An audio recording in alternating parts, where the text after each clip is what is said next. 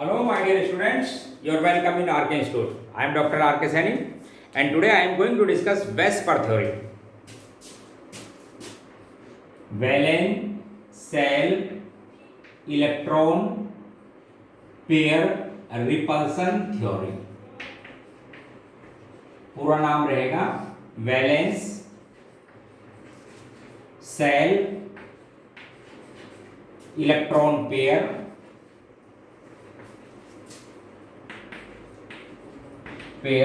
Repulsion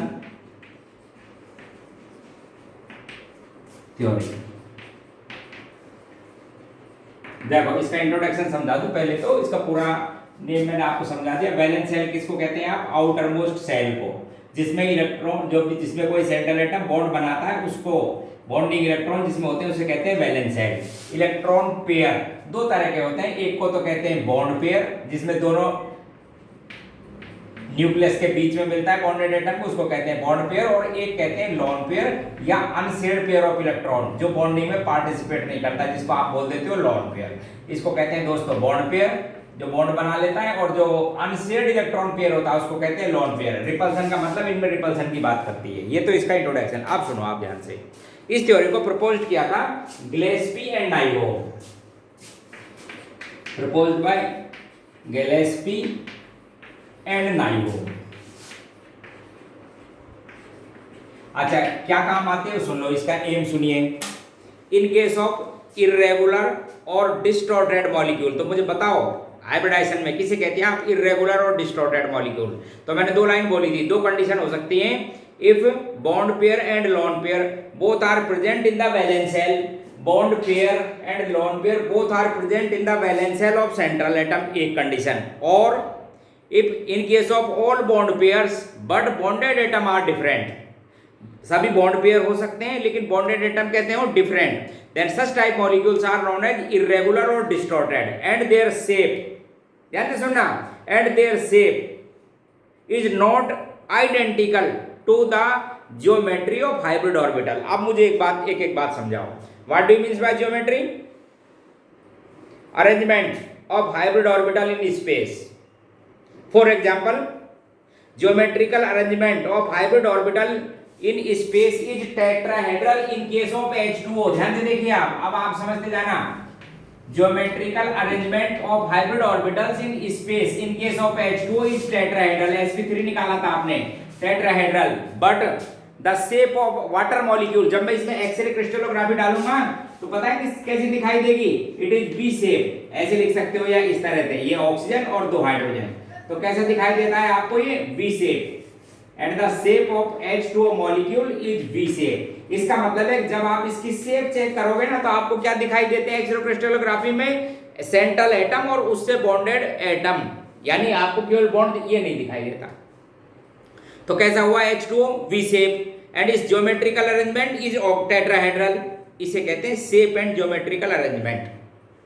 अब सुनिए आप ध्यान से, तो ये जो वेस्पर थ्योरी है जो गिलेस्पी और नाइहोफ ने दी थी, इसका मेन एम ये है कि यदि मॉलिक्यूल डिस्टॉर्टेड है, क्लियर कर दिया किसे कहते हैं डिस्टॉर्टेड, तो उस केस में इलेक्ट्रॉन पेयर्स, देखो इधर electron pairs, pair bond pair और लोन पेयर, उसका अरेंजमेंट इस तरह से करना जिससे उनके बीच में रिपल्सन मिनिमम हो। क्योंकि आपको एक बात बता रखी है मैंने कि जितना ज्यादा रिपल्सन उतनी एनर्जी ज्यादा, स्टेबिलिटी कम। तो ये मेन एम है, यहां पर ध्यान रखो क्या है कि यदि मॉलिक्यूल डिस्टॉर्टेड है तो electron pairs, lone pair and bond pair, उसका अरेंजमेंट इस तरह से करना है जिससे उनके बीच में रिपल्सन कम से कम हो, और स्पीशीज की शेप, ज्योमेट्री नहीं शेप डिफरेंट होगी then the geometrical arrangement of hybrid orbitals, उसको चेक करेंगे।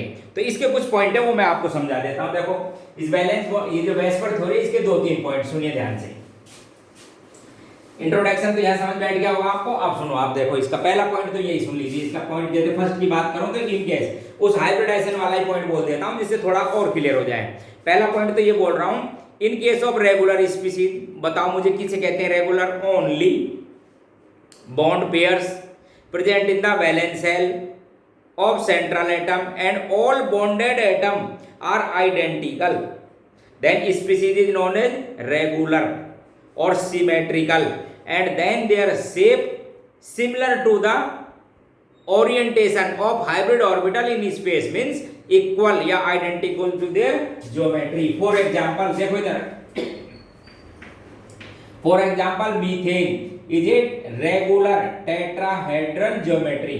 कैसा है? रेगुलर टेट्राहेड्रल है, but CH3Cl is not a regular tetrahedral. क्योंकि मैं आपको यही तो बताना जा रहा हूं, यहाँ पर क्या बताने जा रहा हूं कि साहब मॉलिक्यूल में दो बात कंडीशन, दो बात के क्या कहते हैं कि एक तो ये भी चलो ऐसे ही मान लो कि एक तो सभी बॉन्डेड एटम एक जैसे हों, जैसे ये रहा तो रेगुलर। बॉन्डेड एटम यदि डिफरेंट टाइप के हों और केवल बॉन्ड पेयर हो तब भी रेगुलर टेट्राहेड्रल नहीं बोलेंगे, डिस्टॉर्टेड। क्या बोलोगे? डिस्टॉर्टेड। इसी तरह से मैंने अभी आपको वाटर की बात की थी, अभी मैंने आपसे किसकी बात की थी? वाटर की। तो ये लॉन पेयर नहीं दिखाई देते हैं, जब आप इसकी शेप चेक करोगे तो आपको क्या दिखाई देगी? V shape. तो इनके बारे में डिस्कस करना है। तो पहला पॉइंट तो मैंने ये बोल दिया कि यदि बॉन्ड पेयर ही हो सबके सब और ऑल बॉन्डेड एटम सेम हो तो उसको आप बोलेंगे रेगुलर और सिमेट्रिकल। उस मॉलिक्यूल की शेप और उसकी ज्योमेट्रिकल अरेंजमेंट एक जैसा होगा, जैसे इस तरह से। और दूसरा पॉइंट, बॉन्ड पेयर और लॉन पेयर दोनों हो तो डिस्टॉर्टेड बोलेंगे और अरेंजमेंट ऐसे करना जिससे इनके बीच में रिपल्सन कम से कम हो। अब आप इस बात को समझो, if bond pair and lone pair both are present in the valence shell of central atom, then arrangement of electron pairs in such a manner by which minimum repulsion takes place between them at lowest angle, ये बहुत important point है, at lowest bond angle of hybrid orbitals। देखो मैं आपको इस line को clear कर देता हूं। सपोज किसी मॉलिक्यूल के हाइब्रिड ऑर्बिटल में तीन तरह के एंगल है, कितना? 180, ये रहा, ये कोई सा भी हो सकता है, पेयर हो सकता है, बॉन्ड पेयर हो लॉन पेयर। कितना एंगल है? ये सेंट्रल एटम है, कितना एंगल है? 180। तो रिपल्सन देखो बहुत कम। ये कितना है आपके पास में? आप बोला था 120, रिपल्सन इंक्रीज। आप बोले 90, रिपल्सन और इंक्रीज। आप बोले साहब 60 और। तो आपको क्या चेक करना है वो बता देता हूं। फर्स्ट पॉइंट है, इंपॉर्टेंट पॉइंट है कि जब भी किसी मॉलिक्यूल में लॉन पेयर और बॉन्ड पेयर हो तो आपको मिनिमम बॉन्ड एंगल पर, ये है मेजर डिटरमाइनिंग फैक्टर, ये है मिनिमम बॉन्ड एंगल पर, हाइब्रिड ऑर्बिटल के मिनिमम बॉन्ड एंगल पर रिपल्सन चेक करना है। और रिपल्सन ऑलवेज लॉन पेयर सबसे ज्यादा, एलपी में रिपल्सन सबसे ज्यादा, फिर उसके बाद में एलपी में थोड़ा कम, एलपी में और कम, और सबसे कम रिपल्सन रहता है बॉन्ड पेयर में। अब यहां भी आपको एक क्वेश्चन पूछूं मैं, क्यों भाई ऐसा क्यों रहता है? आप समझाओ मुझे, ये रिपल्सन क्यों रहता है? आप पढ़ तो सबने रखा है कि बॉन्ड पेयर में रिपल्सन सबसे कम। तो देखो इधर ध्यान से, अब आपको समझा देता हूं। मैंने ये बोला है कि रिपल्सन का क्राइटेरिया ये रहेगा, जैसे यही था आपके पास में, देखिए ये तो कौन था? लॉन पेयर रिपल्सन, ये सबसे ज्यादा, ये लॉन पेयर बॉन्ड पेयर थोड़ा कम, और ये बॉन्ड पेयर और सबसे कम। मैं पूछूं क्यों? तो आपके पास बिल्कुल सिंपल कि ये जो बॉन्ड पेयर होता है कितने न्यूक्लियस से अट्रैक्ट है? 2 से, इस हाइड्रोजन से भी, इससे भी, मींस मोर स्टेबल। और ये लॉन पेयर किससे अट्रैक्ट है? Only nucleus of central atom, oxygen से। तो ये रहता है 2 न्यूक्लियस से अट्रैक्ट, ज्यादा स्टेबल, और स्टेबल ज्यादा, एनर्जी कम, रिपल्सन भी कम। समझ गए? तो ध्यान रखें आप इस तरह से। तो ये तो आपको अट्रैक्शन, लेकिन देखना कहां पे था? लोएस्ट बॉन्ड एंगल पर। अब आपको मैं 5 एग्जांपल दूंगा, ठीक है? इस लाइन के आपको 5 एग्जांपल दूंगा, ध्यान से देखें। एग्जांपल फर्स्ट, सपोज मेरे पास में SF4 है। क्या है? SF4। First of all we determine hybridization state. तो हाइब्रिडाइजेशन में आपको पता है कि फ्लोरीन मोनोवैलेंट एटम है और सल्फर पॉलीवैलेंट है। सल्फर के आउटर मोस्ट शेल में साहब 6 होते हैं, 4 तो बना रखा है बॉन्ड, एक लॉन पेयर। तो आपने हाइब्रिडाइजेशन स्टेट कैलकुलेट कर दी कि 5 आएंगे हाइब्रिड ऑर्बिटल, 4 सिग्मा बॉन्ड, एक लॉन पेयर, sp3d हाइब्रिडाइजेशन है। sp3d हाइब्रिडाइजेशन में अब आप समझो, sp3d हाइब्रिडाइजेशन में जो हाइब्रिड ऑर्बिटल है उसका अरेंजमेंट है ट्राइगोनल बाइपिरामिडल। चेक कर लीजिए आप, मोस्ट कॉमन बता रहा हूं। sp3d में जो मोस्ट कॉमन हाइब्रिडाइजेशन का हाइब्रिड ऑर्बिटल का अरेंजमेंट कैसा है? Trigonal bipyramidal. अब आपको ये चेक करना है कि साहब इस लॉन पेयर को, अब 2 पोजीशन दी, एक तो आपके पास में इक्वेटोरियल कहते हो आप, एक तो एक्सियल अबो एंड बिलो, और इनको कहते हो इक्वेटोरियल। कि अब क्वेश्चन ये कि साहब इस लॉन पेयर को एक्सियल रखा जाए या इक्वेटोरियल। तो मेरे पास में क्या प्रोबेबिलिटी है मैं आपको क्लियर कर देता हूं। देखो अब आप ध्यान से समझना इसको, मैं 2 प्रोबेबिलिटी है, आप समझना। हो सकता है कि मैं इस लॉन पेयर को, ये जो लॉन पेयर था इसको रख देता हूं इक्वेटोरियल, ठीक है, और बॉन्ड पेयर ये सब के सब लगा दिए। एक तो ये हो सकता है, ठीक है। दूसरा मेरे पास भी अरेंजमेंट था साहब, आप इस बॉन्ड पेयर को इक्वेटोरियल लगा एक्सियल पे लगा दो और बाकी सब इस पे बॉन्ड बना दो। ये आपके पास में दो प्रोबेबिलिटी थी। अब आपको चेक करना है कि आप कौन सा अरेंजमेंट चाहिए, क्योंकि मैंने आपको एक लाइन समझा दी मित्रों। क्या लाइन थी कि आपको इलेक्ट्रॉनिक रिपल्सन चेक करना है, लेकिन सबसे पहले कहां पे जाना है, लोएस्ट बॉन्ड एंगल पे। तो आप मुझे बताइए इस हाइब्रिडाइजेशन स्टेट में कितने बॉन्ड एंगल थे हाइब्रिड ऑर्बिटल में? तो आपके पास आंसर है 120 के थे, चेक कर लो, 180 का था और 90 का। तो मैं रिपल्सन कहां पे चेक करूंगा, 90 डिग्री पर। ध्यान रखना मैं लोएस्ट बॉन्ड एंगल पे चेक कर रहा हूं। मैंने आपको क्लियर कर दिया था कि यदि 180 की बात करते हो तो बहुत कम रिपल्सन, दूर रहेंगे बहुत, 120 की करोगे तो बढ़ेगी, फिर एनर्जी डिटरमाइन करेगी, 90 पर होगा सबसे ज्यादा।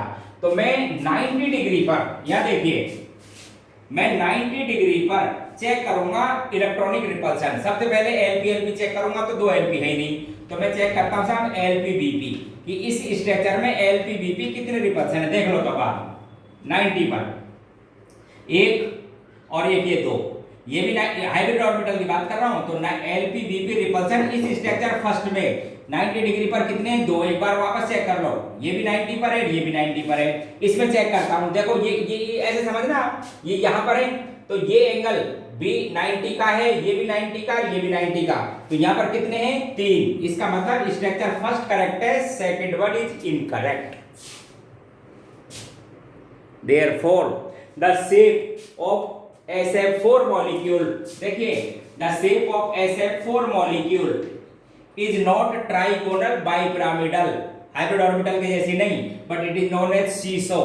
बच्चों को झूला नहीं होता, सीसो, और के शेप, के होता है इंग्लिश का के, उसके जैसे। क्लियर हुआ? एक एग्जांपल और दूंगा, 5 एग्जांपल बोला था मैंने आपको, 5 ही दूंगा इस पॉइंट के, जिससे आपको ये क्लियर हो। ठीक है, एक मॉलिक्यूल। दूसरा देखना, सेकंड एग्जांपल देता हूं साहब ClF3। बोले इसको बताओ, तो सबसे पहले वो इसी तरह से आप क्या किया करो, सबसे पहले हाइब्रिडाइजेशन स्टेट निकालो। इस पे क्लोरीन के आउटर मोस्ट शेल में कितने इलेक्ट्रॉन होते हैं, बोले साहब 7। सभी हेलोजन के में 7 होते हैं, तो 3 तो बॉन्ड बना दिए, 2 लोन पेयर। ठीक है, हाइब्रिडाइजेशन स्टेट फिर कितनी आ गई, sp3d2। अब फिर मेरा यही क्वेश्चन कि साहब इन लोन पेयर को कहां रखा जाए। तो मैंने कह दिया आपसे एक बात, सबसे पहले दिमाग में क्या चेक करनी है, लोएस्ट बॉन्ड एंगल पर जाना है।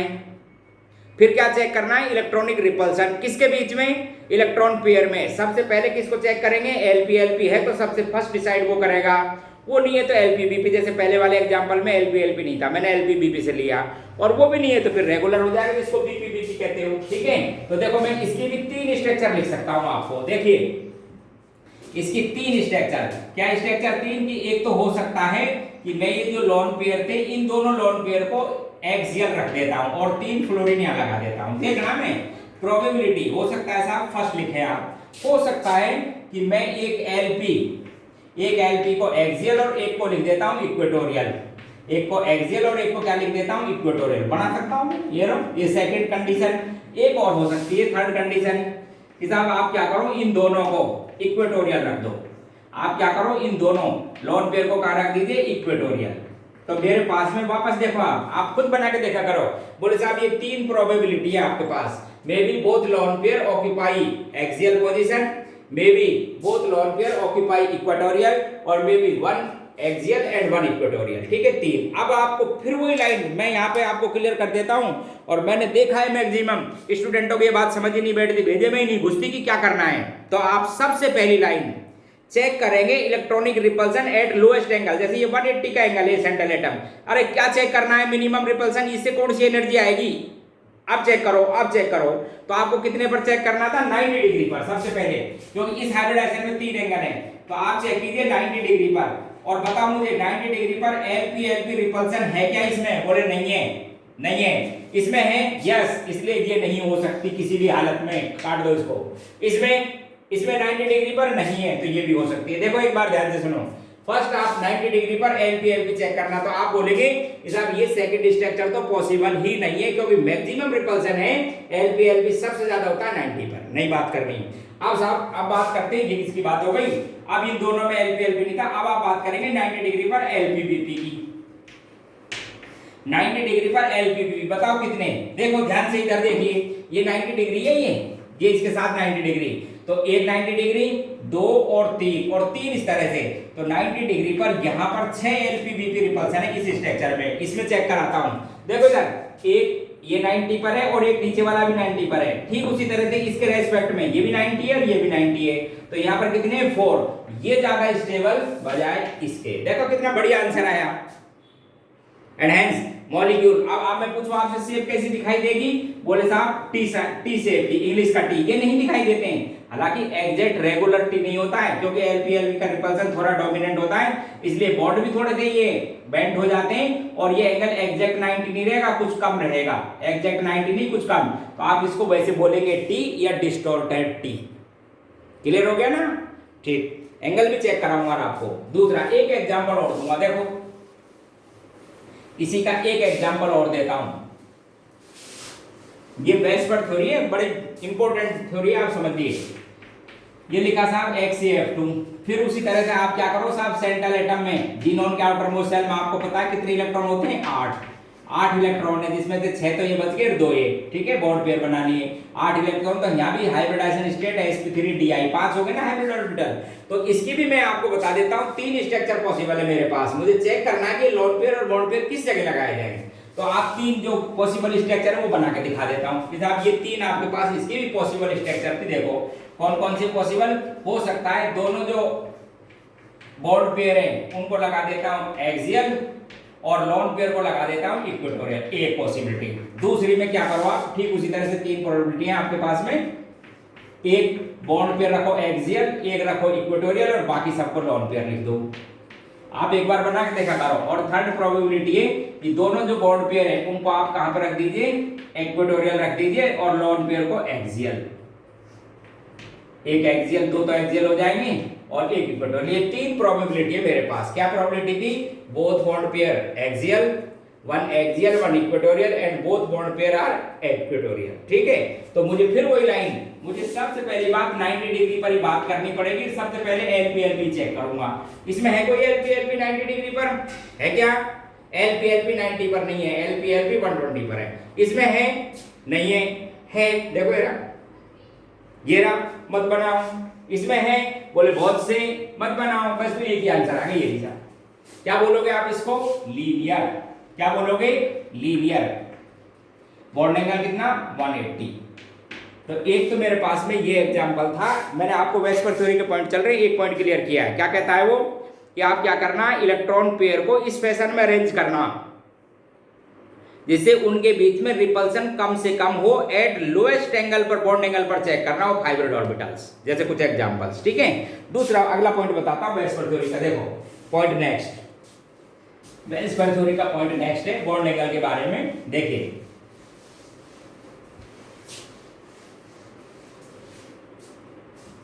वही डिस्टॉर्टेड की बात है, रेगुलर में तो कोई सोचना ही नहीं, डिस्टॉर्टेड में ध्यान से सुनो।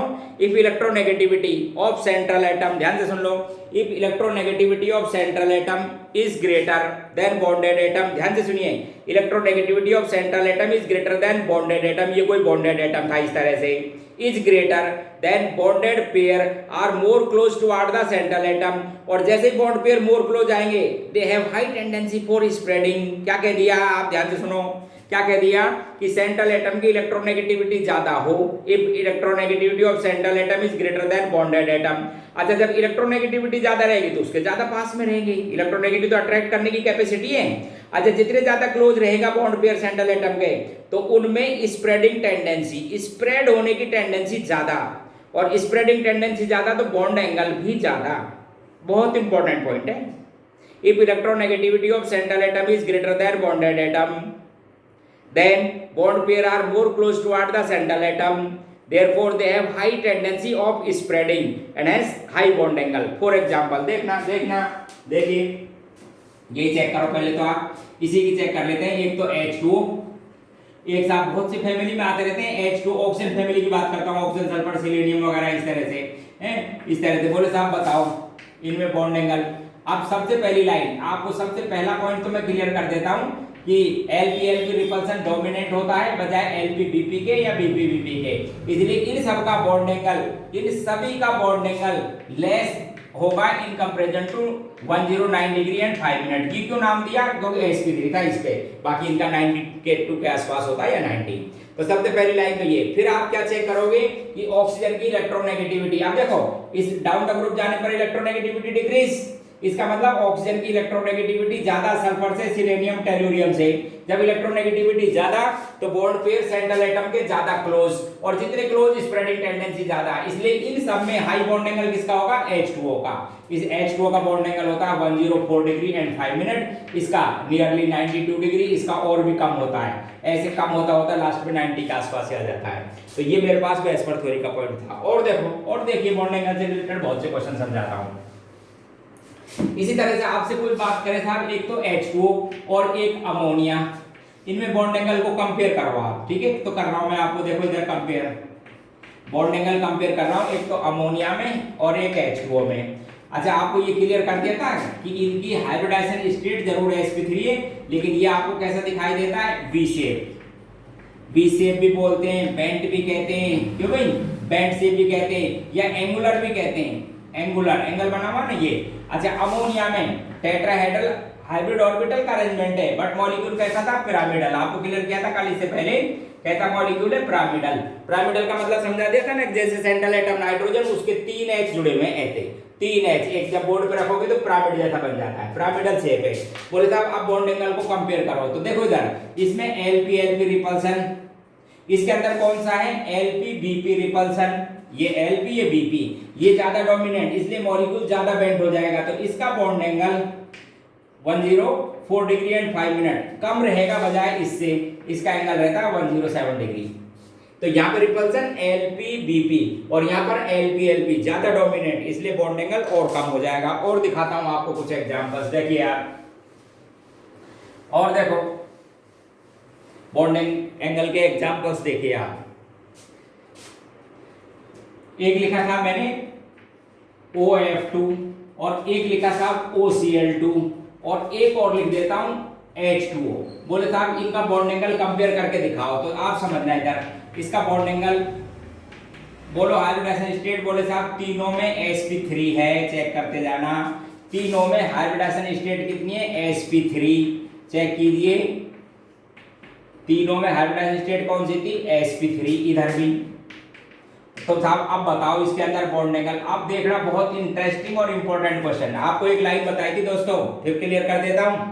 क्या क्लियर कर देता हूं कि यदि लोन पेयर रेजोनेंस में पार्टिसिपेट करा गया या पाई बॉन्ड बनाने में चला गया तो उसको हाइब्रिडाइजेशन में आप काउंट नहीं करोगे, इसलिए इसके अंदर हाइब्रिडाइजेशन sp3 नहीं लिखोगे, क्योंकि इस ऑक्सीजन का जो एक p ऑर्बिटल है, जो इस ऑक्सीजन का एक फुलफिल्ड p ऑर्बिटल है, इस क्लोरीन के, बहुत इंपॉर्टेंट, आपने पढ़ा भी नहीं होगा, ध्यान से देख लो, इस क्लोरीन के एम्प्टी d ऑर्बिटल से साइड वाइज ओवरलैप कर लेता है। जिस पर्टिकुलर बॉन्ड को इसको p कहते हैं, इसको d पाई p पाई बॉन्ड कहते हैं, तो इस पर हाइब्रिडाइजेशन स्टेट sp3 ने लिख के क्या बोलना चाहिए था? sp2। और sp2 का रेफरेंस एंगल 120, तो तीनों में सबसे ज्यादा तो इसका, हालांकि एग्जैक्ट 120 नहीं रहेगा। क्यों नहीं रहेगा एग्जैक्ट 120? क्योंकि ये लॉन पेयर है, ये दोनों बॉन्ड पेयर, रेगुलर होता तो 120, तो 120 से थोड़ा कम। वापस सुन लो, इस पर आप हाइब्रिडाइजेशन स्टेट sp2 लिख ही नहीं सकते। आपको बता दिया था ना कि यदि लॉन पेयर पाई बॉन्ड में फॉर्मेशन में काम लेगा तो उसके हाइब्रिड ऑर्बिटल में नहीं बोलेंगे, इसलिए sp2 है ही नहीं, sp3 नहीं, sp2। sp2 का रेफरेंस एंगल 120, लेकिन 120 से कम। उसका रीजन मैंने बता दिया कि क्योंकि रेगुलर थोड़ी है, ये लॉन पेयर है, तो लॉन पेयर रिपल्सन भी है, इसलिए इसका बॉन्ड एंगल इन तीनों से तो ज्यादा, इसका बॉन्ड एंगल होता है जब 110, इसका बॉन्ड एंगल, अब इन दोनों में इनका बॉन्ड एंगल, फिर वही लाइन सुनिए, इन दोनों का बॉन्ड एंगल 109 डिग्री से कम। अब बात करते हैं फिर बेसफोर्ड थ्योरी की, तो बताओ मुझे इस ऑक्सीजन और फ्लोरीन में किसकी इलेक्ट्रोनेगेटिविटी ज्यादा? तो आप बोलेंगे फ्लोरीन की। इलेक्ट्रोनेगेटिविटी जब फ्लोरीन की ज्यादा तो bond pair away from the central atom, minimum repulsion, therefore their bond angle is less than the bond angle of H2O। या देखो, देखिए ध्यान से, क्या बात बोली थी? ऑक्सीजन की इलेक्ट्रोनेगेटिविटी ज्यादा हाइड्रोजन से, तो ऑक्सीजन के पास और जैसे ही पास तो स्प्रेडिंग टेंडेंसी ज्यादा, इसलिए इसका बॉन्ड एंगल इस बॉन्ड एंगल से ज्यादा। और दिखाता हूं आपको एग्जांपल, देखते जाओ। आप ध्यान से देखेंगे तो इस तरह के सारे क्वेश्चन आप कर दोगे कि साहब एक्चुअल में कैसे डिसाइड किया जाता है बॉन्ड एंगल। देखो बिल्कुल सिंपल और शॉर्ट क्वेश्चन, देखिए आपको बहुत अच्छा लगेगा। एक तो SO2, एक साहब ओजोन और एक नाइट्राइट आयन, एक मेरे पास में नाइट्राइट आयन, ठीक है। बोले साहब इनके बॉन्ड एंगल को कंपेयर करके दिखाओ। बॉन्ड एंगल को क्या कीजिए, कंपेयर कर रहा हूं मैं। अब आप ध्यान से देखना, सबसे पहले स्ट्रक्चर राइटिंग मैंने आपको समझा दी। ये तो साहब SO2, सल्फर के आउटर मोस्ट सेल में 6 इलेक्ट्रॉन काउंट कर लो। यहां पर बात करेंगे ओजोन। फर्स्ट केमिकल बॉन्डिंग के फर्स्ट लेक्चर में आपको मैंने इनकी स्ट्रक्चर ड्रॉ करना दिखाई थी। इस पे पॉजिटिव चार्ज, इस पे नेगेटिव चार्ज और एक लॉन पेयर भी है, क्योंकि 6 इलेक्ट्रॉन है, ये कोऑर्डिनेट बॉन्ड है एक तरह का। 6 लॉन पेयर इलेक्ट्रॉन पेयर है, 2 इसमें 2 इसमें, एक दोनों इसके अंदर। ये आपके पास में ओजोन।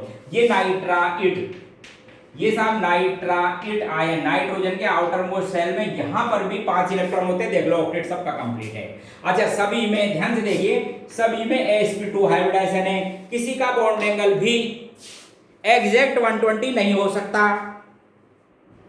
क्योंकि मॉलिक्यूल कौन सा रेगुलर है, रेगुलर नहीं है। अब आप समझ लो, वेस्पर थ्योरी लगाओ तो चेक करो। देखो सबसे पहली लाइन डबल बॉन्ड। अब आप फिर वापस समझना, जब डबल बॉन्ड बन जाता है तो डिस्टेंस कम हो जाती है, सिंगल बॉन्ड लेंथ ज्यादा, डबल बॉन्ड आते ही डिस्टेंस शॉर्ट। अच्छा डिस्टेंस शॉर्ट होते ही, जैसे ही बॉन्ड डिस्टेंस शॉर्ट तो पास में हो जाएंगे, स्प्रेडिंग टेंडेंसी ज्यादा, स्प्रेडिंग टेंडेंसी ज्यादा, इसलिए सबसे ज्यादा बॉन्ड एंगल तो रहेगा SO2 का, नियरली 120 रहता है। आपको बता दूं 119 डिग्री एंड 5 मिनट, हालांकि 120 से थोड़ा सा कम, लेकिन इनमें सबसे ज्यादा। ठीक है साहब, ये बात समझ बैठ गई। बोलो क्यों बैठ गई, देख लो। है तो डबल बॉन्ड, और डबल बॉन्ड की बॉन्ड डिस्टेंस शॉर्ट होती है बजाय सिंगल और पार्शियल डबल बॉन्ड। और जैसे ही सेंट्रल एटम से क्लोज रहेंगे बॉन्ड पेयर, स्प्रेडिंग टेंडेंसी ज्यादा, बॉन्ड एंगल ज्यादा, इसकी बात हुई। अब देखो, अब आप सोचो, 2 मिनट तक सोचेंगे तो भी आंसर समझ नहीं बैठेगा ढंग से, लेकिन जिन्होंने मेरा ये लेक्चर सुन लिया ना, 1 सेकंड का आंसर है, देखना सब। देखो बोले अब बताओ साहब, सबसे पहला पॉइंट, इन दोनों का बॉन्ड एंगल 120 से कम, इन दोनों का बॉन्ड एंगल 120 से कम। बोले अब कंपेयर करके बताओ साहब इन दोनों में एक्चुअल में किसका कम किसका ज्यादा। तो देखिए इधर ध्यान से, बोलो नाइट्रोजन और ऑक्सीजन में किसकी इलेक्ट्रोनेगेटिविटी ज्यादा, ऑक्सीजन की। मैंने 8 एलिमेंट आपको स्टार्टिंग में लिख दिए थे, फिर ध्यान रखना, या आप एनसीईआरटी की बुक से याद कर लो। 8 एलिमेंट की इलेक्ट्रोनेगेटिविटी आती रहती है, 4 हेलोजन, एक नाइट्रोजन, एक ऑक्सीजन और हाइड्रोजन। ये इंपॉर्टेंट एलिमेंट हैं, इनकी चेक करके रखा करो। कार्बन और ध्यान रखना है, ठीक है। 8 एलिमेंट ये थे कार्बन से। तो नाइट्रोजन के कंपैरिजन में ऑक्सीजन की इलेक्ट्रोनेगेटिविटी ज्यादा। इसका मतलब इस ऑक्सीजन, ये जो बॉन्ड पेयर है ऑक्सीजन के पास, नाइट्रोजन के नहीं, away from the central atom. और यहां पर मैं बोलूंगा साहब जिस पे पॉजिटिव चार्ज आ गया उसकी इलेक्ट्रोनेगेटिविटी ज्यादा, इसमें bond pair close toward the central oxygen. देखो कितनी बातें आप समझने की कोशिश करेंगे। तो पॉजिटिव चार्ज का मतलब साइज छोटा, साइज छोटा का मतलब इलेक्ट्रॉन को अट्रैक्ट करने की टेंडेंसी ज्यादा, इसलिए ओजोन में सेंट्रल ऑक्सीजन के ज्यादा पास बॉन्ड पेयर, और जैसे ही पास जाता तो स्प्रेडिंग टेंडेंसी ज्यादा, एंगल भी ज्यादा। तो देखो रेफरेंस, इसका बॉन्ड एंगल, इसका बॉन्ड एंगल हालांकि बहुत कम अंतर है लेकिन है 116 डिग्री। इसका बॉन्ड एंगल इससे कम, इससे कम, चाहे वो कितना भी हो उससे मतलब नहीं, 115 डिग्री एंड 4 मिनट, इससे थोड़ा सा कम। क्यों, आंसर वापस वेस्पर थ्योरी से लगाया। तो दोस्तों वेस्पर थ्योरी को बहुत ध्यान से देखो, आप सारे क्वेश्चन अभी हो जाएंगे 2 सेकंड में। क्यों बताया, कि इलेक्ट्रोनेगेटिविटी जिसकी ज्यादा, बॉन्ड पेयर मोर क्लोज, और जैसे ही close spreading tendency high, angle भी ज्यादा। और दिखाता हूं एक क्वेश्चन बहुत इंपॉर्टेंट, सोचा भी नहीं होगा आपने। देखो क्वेश्चन फिर देखो, CH2F2 ये कोई मॉलिक्यूल है। देखिए बोले साहब इसके अंदर, इधर देख लो आप मुझे, एक तो ये HCH, इस बॉन्ड एंगल की वैल्यू है θ1, HCF इसकी वैल्यू है θ2 सपोज, और FCF ये बॉन्ड एंगल है θ3। बस आपको बताना है क्या सबकी वैल्यू बराबर है या कम ज्यादा। बहुत इंपॉर्टेंट क्वेश्चन, आपको कईयों को तो ये अभी तक पता नहीं लग रहा होगा कि ये HCH बॉन्ड एंगल कितने हैं, इसमें देखो बताना, how many HCH bond angle, how many HCF type bond angle and how many FCF type bond angle. आपको बेटे इससे पहले वाली क्लास में ध्यान रखा ना, मीथेन में आप मुझे बता दो, चलो मीथेन में कितने बॉन्ड एंगल होते हैं, 4, बिल्कुल नहीं, 6। एक टेट्राहेड्रल ज्योमेट्री में 6 बॉन्ड एंगल होते हैं। आपको काउंट कराता हूं, देखो इधर, देखो इस HCH एक है, ये कितना बॉन्ड एंगल है? केवल एक, HCH एक। अच्छा अब देखो HCF, इस H से देखो HCF एक, इस H से देखो HCF दो, इस H से देखो HCF तीन और HCF चार। तो ये बॉन्ड एंगल कितने हो गए? 4। ये FCF एक हो गए ना, टोटल 6। चेक कर लो।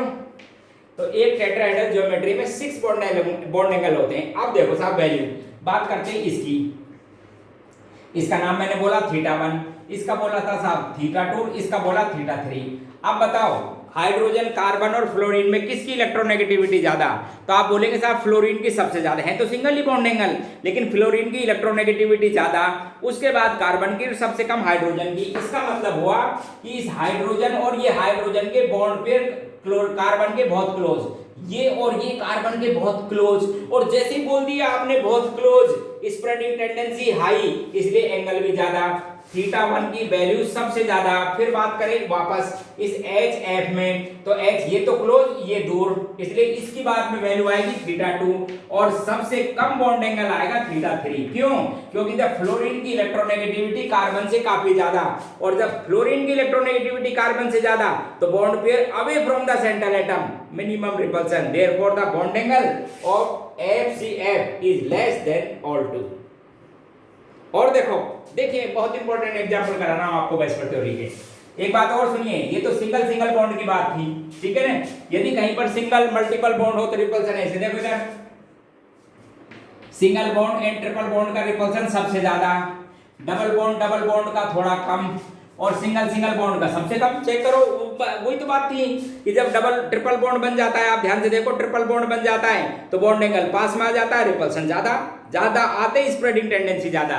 तो सबसे ज्यादा रिपल्सन होता है सिंगल और किसमें? ट्रिपल में। फिर डबल में या डबल सिंगल में लिख सकते हो आप, ठीक है, डबल में, उसके बाद में डबल और सिंगल में, और सबसे कम रिपल्सन होता है सिंगल सिंगल बॉन्ड में। जैसे देखो एक बहुत इंपॉर्टेंट एग्जांपल जो आपकी एनसीईआरटी की बुक में भी गिवन है, और जो बुक में गिवन है ना, वो आपको बहुत अच्छी तरह याद करना चाहिए, चाहे जेई पॉइंट ऑफ व्यू से बात करो या नीट से, क्योंकि ऐसे क्वेश्चन तो एग्जामिनर जरूर ही पूछता है, या ऐसे या इसके जैसे। देखना, देखिए आपने कभी सोचा नहीं होगा कि इसमें भी ऐसा एंगल अलग अलग हो सकता है। देखो एक तो इसकी बात करता हूं, carbon hydrogen carbon bond angle, इसकी वैल्यू सपोज θ1, और एक इसकी बात करता हूं, क्या है ये वैल्यू?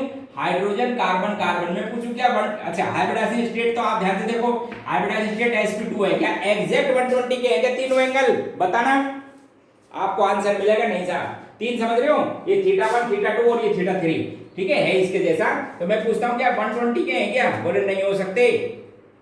क्यों नहीं हो सकते? क्योंकि मैंने आपको बोला ना, रेगुलर किसे कहते हैं?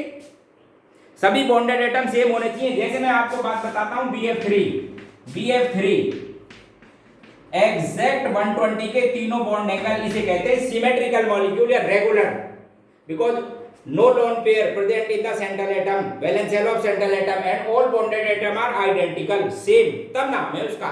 यहाँ पर no lone pair but bonded atom are not identical, या दो हाइड्रोजन एक कार्बन। अब बोलो तो आपकी इधर रिपल्सन ज्यादा। तो अभी आपको बताया था कि डबल बॉन्ड सिंगल बॉन्ड में रिपल्सन ज्यादा बजाय सिंगल के, इसलिए θ1 की वैल्यू ये ज्यादा होगी बजाय θ2 से।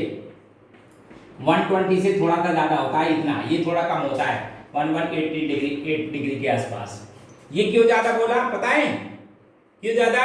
क्योंकि रिपल्सन सिंगल और डबल बॉन्ड में ज्यादा होता है बजाय सिंगल बॉन्ड के। और जब रिपल्सन ज्यादा, आप समझ लो, रिपल्सन ज्यादा, स्प्रेडिंग टेंडेंसी भी ज्यादा, और दिखाता हूं एक एग्जांपल, देखना, आप देखते जाइए, आपको बहुत पता लग जाएगा साहब एंगल आप कैसे कैलकुलेट करते हो या किस तरह से लिखते हो। देखो एक बढ़िया एग्जांपल, PCl3 PBr3 और साहब एक PI3। बोले साहब इनके बॉन्ड एंगल को कंपेयर करो, तो समझना ध्यान से सुनिए। अच्छा सब पे वैसे sp3 हाइब्रिडाइजेशन है ना, आपको बता दूं सब पर क्या हाइब्रिडाइजेशन रेट है? sp3। बोले साहब बॉन्ड एंगल तो 109 से तो सबका कम है, ठीक है, क्योंकि थर्ड पीरियड का एलिमेंट है और बॉन्डेड एटम की इलेक्ट्रोनेगेटिविटी। अब आप मुझे बताओ कि फास्फोरस, ये तीन हेलोजन है, क्लोरीन ब्रोमीन और आयोडीन, सेंट्रल एटम तो सेम है, इनमें किसकी इलेक्ट्रोनेगेटिविटी ज्यादा है? तो आप बोलेंगे इलेक्ट्रोनेगेटिविटी का ऑर्डर ये है,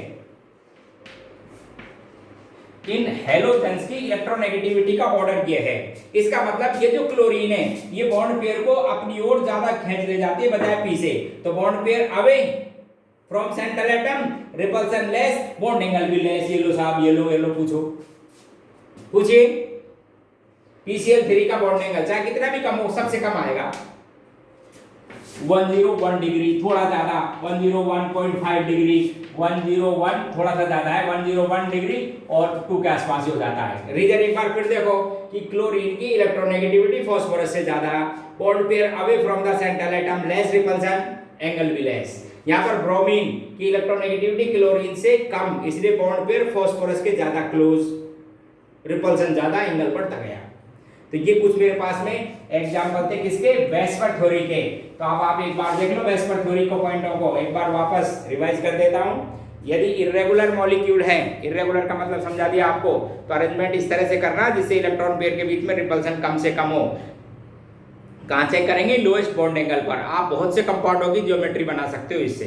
ठीक, तो आज के लेक्चर को मैं यही खत्म करता हूं। आपको जो भी बुक में कंपाउंड मिले सबको बताया करो, उनकी स्ट्रक्चर बनाया करो और बताया करो कि लोन पेयर किस जगह होना चाहिए, बॉन्ड हाइब्रिड ऑर्बिटल को अरेंज करो और फिर चेक करना लोएस्ट एंगल पे करना, आपका क्वेश्चन गलत नहीं होगा। ठीक, थैंक यू।